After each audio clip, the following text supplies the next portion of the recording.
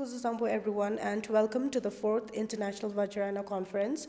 I'm Kencho Dema, a researcher with Center for Bhutan and GNH Studies. As part of the conference, we are interviewing some of our speakers. So today with us we have Dr. Imma Rammos.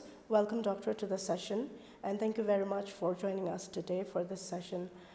To begin with, Doctor, can you introduce yourself and also tell us about the subject of your paper? Thank you so much, Kencho. So I'm a curator of the South Asian and Himalayan collections at the British Museum, and my paper reflected on the ways in which female mystics in Indo-Tibetan traditions have been exhibited, interpreted, and ultimately reimagined in modern contexts from the 20th century until today. And this is a subject that I've been thinking a lot about since I curated an exhibition at the museum on the subject of Tantra back at the end of 2020. There are many depictions of feminine power within Tantra. I would like to know, how is this relevant to female empowerment today? Power is central to Tantra, and that power is described as feminine. New tantric goddesses were introduced into the Hindu and Buddhist pantheons during the early medieval period, and what made them specifically tantric were their intertwining of destructive and maternal power, which challenged traditional models of womanhood as passive and docile.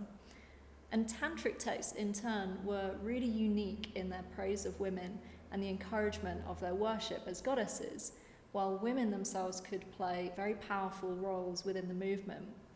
This has been a source of empowerment for modern women who continue to reclaim the spiritual authority of tantric goddesses and mortal female mystics in creative and emancipatory ways, whether as artists or practitioners.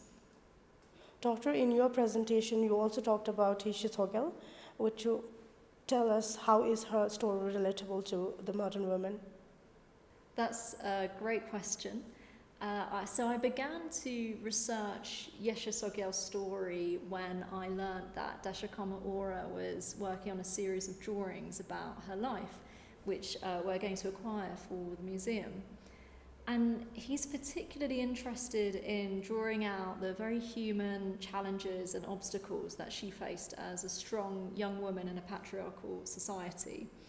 Because although Yeshe Sogyal was a medieval Tibetan Buddhist master, her story carries universal themes that resonate with so many today, women of course, but also men. Her journey is full of gods and monsters and magic, but her true obstacles are heartbreak, isolation, fear.